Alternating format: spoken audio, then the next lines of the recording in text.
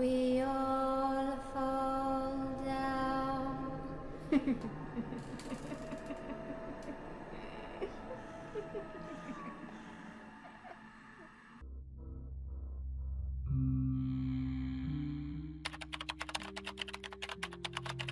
Ce que je m'apprête à faire va à l'encontre de tout ce que j'ai toujours cru, tout ce que j'ai fait, toute l'œuvre de ma vie. Oui, je suis un chercheur. Oui, je me dois d'apporter la vérité quand je la trouve enfin. Mais quand elle est trop lourde, trop dure, on se doit de garder un minimum le silence, de l'adoucir, de la rendre plus jolie, si vous préférez. Il ne faut pas provoquer une hystérie collective, une panique générale. Mais là, c'est beaucoup trop. C'est inimaginable que je reste sous le silence. C'est incroyable. Mais laissez-moi vous expliquer, car dit comme ça, je tourne autour du pot et vous êtes sûrement en train de vous dire bon bah c'est bon, tu nous la craches ta pilule. Laissez-moi d'abord me présenter, s'il vous plaît. Je suis le professeur J. Oui, tout simplement.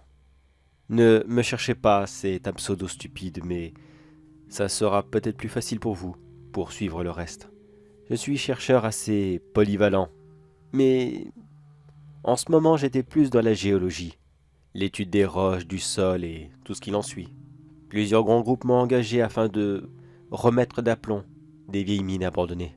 Cela n'est un secret pour personne, nous manquons de ressources. Et d'ici 2050, beaucoup des objets que nous utilisons aura très certainement disparu. Mais je m'égare. Cela faisait 4 ans que moi et mon équipe nous faisions cela. On passait de vieilles mines en vieilles mines, en jugeant si le terrain était toujours apte à recevoir des véhicules modernes. Beaucoup de ces mines ont été abandonnées au XVIIIe ou XIXe siècle. Vous imaginez bien qu'à cette époque, ce n'était pas spécialement la même chose pour transporter le matériel, et encore moins pour sortir les minerais. Je vais pas vous mentir, beaucoup de ces vieilles mines ne sont plus du tout aux normes.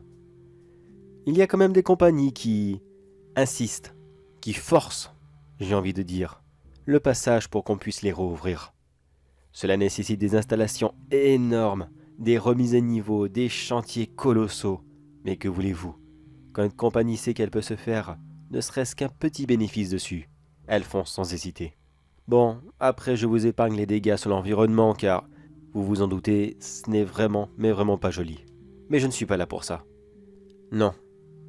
Il faut que je vous parle de la dernière chose que j'ai découvert. La dernière mine que moi et mon équipe nous avons visitée. Elle se trouve quelque part. Non, non, je ne vais pas vous dire où. Il ne faut pas que vous la voyiez. Je vais vous raconter ce que j'ai vu. Mais n'y allez surtout pas. Je ne sais pas si cela est encore dangereux. Techniquement non. Mais je veux que le coin ne soit pas vandalisé. Je veux que le monde entier, quand il sera prêt, le verra de ses propres yeux. Pour l'instant, écoutez. Et croyez-moi si vous le voulez. Je ne vous le demande pas, mais essayez d'être ouvert d'esprit. Et essayez d'imaginer que cette horrible réalité est la nôtre. Enfin bref. Dans cette dernière mine, nous devions voir si nous pouvions la rouvrir, après que celle-ci avait fait la découverte de plusieurs peintures préhistoriques. Ça vous donnera peut-être un indice sur l'emplacement précis, mais ne cherchez pas s'il vous plaît. Je dois dire qu'on était très excités à l'idée de travailler dessus. On se disait, ouais c'est génial, ça va nous changer de ces vieilles pierres ou ces vieilles baraques qui tombent en ruine qu'on a l'habitude de voir un peu partout. Oh ça pour être différent, c'est sûr, ça a été très différent. Une fois arrivé sur place, on a d'abord commencé par inspecter la structure générale, évaluer le coût des travaux pour la modernisation, faire de rapides carottages, pour être sûr qu'au moins, il y a encore quelque chose à extraire. Il me semble que c'était une mine d'aluminium ou de cuivre, quelque chose comme ça. Oui, c'est vrai, c'est mon travail et je ne l'ai même pas retenu. Mais c'était vraiment le cadet de mes soucis quand on a fait cette découverte. Après que toute la formalité fut passée, on s'est mis sur la partie du travail qui nous semblait le plus excitant, ce qu'on avait attendu depuis des mois et des mois. L'exploration de cette petite grotte, celle qui abritait les peintures préhistoriques. En tant qu'homme de science, c'était encore plus beau que ce que j'avais pu imaginer. On y restait quoi, 2 ou 3 heures dedans? Oui, c'était pas nécessaire, mais on regardait, on visitait, on était comme des enfants le jour de Noël. C'était magnifique. Mais plusieurs questions se posaient maintenant à nous. Est-ce qu'on pouvait déplacer les peintures? Y avait-il du minerai précieux, juste derrière? Nous avons donc commencé à faire quelques carottages ici et là. Je vous rassure, on n'avait rien abîmé. D'ailleurs, jamais personne n'avait abîmé quoi que ce soit ici. Et c'est justement ça qui avait préservé ce secret aussi longtemps. Jamais personne n'avait osé toucher à ces parois. C'est en faisant un test dans l'une d'entre elles, celle qui n'avait pas de peinture. On a placé une sonde et on a fait un test à l'ultrason pour savoir comment était la paroi de l'autre côté. Et à notre grande surprise, elle était vide. Intégralement vide. Là, on était complètement surpris. Y a-t-il une autre grotte? Une autre cavité? Juste derrière cette paroi? Une autre caverne? Qui n'a jamais été découverte? Je vous l'avoue, à ce moment-là, on s'imaginait déjà devenir célèbre. Ceux qui avaient découvert une autre partie de cette grotte, des nouvelles peintures. Si c'était le cas, bien sûr. Alors après un rapide petit vote, on a fait ce qu'on n'aurait pas dû faire. On a forcé la paroi. Prudemment, bien sûr, prudemment, je vous rassure, on n'a pas été comme des bourrins. On a fait de petits passages, assez grands, pour que nous et du matériel puissions passer, sans abîmer quoi que ce soit qui était déjà présent sur place. Quand nous sommes entrés à l'intérieur, c'est là qu'on a tout découvert, toute l'horrible vérité. Alors, comment vous expliquer cela? D'abord, quand nous sommes rentrés, ce n'était pas une grotte. Enfin, pas à proprement parler, bien sûr. Les parois étaient lisses, propres et en métal. Comme une base. Oui, oui, vous m'avez entendu. Un genre de base souterraine ou je ne sais quoi encore. On était si surpris, on s'est dit, qu'est-ce que c'est que ça? On est tombé dans l'abri anti-atomique d'un particulier juste à côté? Ce n'était pas impossible.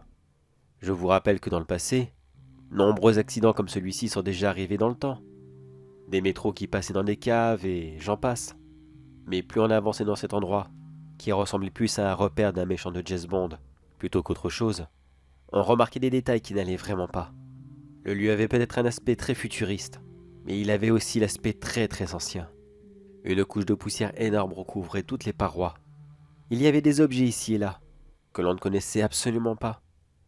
Pourtant, pour des hommes de science, c'est rare, très rare. On avait même un ingénieur avec nous. Pour vous dire, si lui ne les connaissait pas, alors là, j'étais perdu, à force d'avancer dans ces grands couloirs. On a fini par trouver un espèce de salle cryogénique, j'ai envie d'appeler ça, car je ne sais vraiment pas comment l'appeler d'autre. Dans celle-ci, il y avait plusieurs corps, enfin silhouettes, complètement momifiées. Celle-ci était immense. Elle devait faire quoi?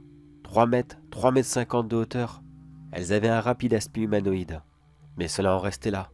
Le peu qu'on arrivait à en voir était une morphologie complètement différente de la nôtre. 4 bras, une immense mâchoire inférieure et une ossature disproportionnée. Plus nous faisions des découvertes, et moins nous avions de réponses. Que des questions qui ne cessaient de s'accumuler. Qu'est-ce que c'était que cet endroit? Qui étaient ces personnes? Est-ce que, au moins, ils étaient humains? Ces choses ne ressemblaient à rien. Je me souviens que plusieurs d'entre nous voulaient partir. Ils voulaient appeler des collègues à eux, afin de comprendre ce qu'il se passait ici. Des cryptozoologues, qui auraient pu, oui, qui nous auraient très certainement aidés. Mais non, on était trop près du but, trop près de découvrir quelque chose d'immense. Oui, je sais, c'était déjà incroyable, tout ce qu'on avait sous les yeux, mais je sentais qu'il y avait autre chose. Il restait un petit je ne sais quoi qu'on devait découvrir. Alors moi et 3 autres de mes collègues, nous avons continué à avancer, laissant les autres aller chercher leurs collègues. Et c'est au bout de plusieurs longues minutes que nous sommes tombés dans une autre salle. Et celle-ci était véritablement riche de savoir. Il y avait tout, toutes les explications du monde. Comment d'immenses constructions ont été réalisées, comment notre planète avait été terraformée afin de nous accueillir. Mais surtout, la plus grosse question, comment nous étions arrivés ici? Pas moi et mes collègues, je veux dire, nous tous, l'humanité, sur Terre. Du peu que j'en ai compris, avec ce vieux langage, un peu d'un style hiéroglyphe, à peu près si je devais vous le décrire. Enfin bref, voici donc la grosse révélation que je voulais vous parler. Au début, notre planète était complètement invivable. Ce sont ces choses, quoi qu'elles soient, qui sont arrivées ici, des millions d'années auparavant. Ils ont tout fait, tout placé, l'eau, les plantes, les animaux, et nous. De ce que j'ai compris sur les dessins, nous, on était des animaux dans un enclos, du bétail si vous voulez. On était bêtes et primitifs. On ne savait rien faire, comme des grands singes qui passaient leur journée entière à se chercher des puces et des poux dans les cheveux, pour certainement passer le temps, et alors que ces créatures surveillaient leur bétail. Il y a eu une immense éruption, et afin de se protéger, ils se sont tous mis en hibernation, en espérant certainement des jours meilleurs et en laissant leur bétail mourir tout simplement dehors. Après tout, on n'était rien à leurs yeux, mais finalement ce fut l'inverse. Leur bétail a réussi à sortir des enclos, à survivre à cet apocalypse. Ils sont doucement sortis de la base, du seul lieu qu'ils connaissaient, afin de coloniser quelques territoires.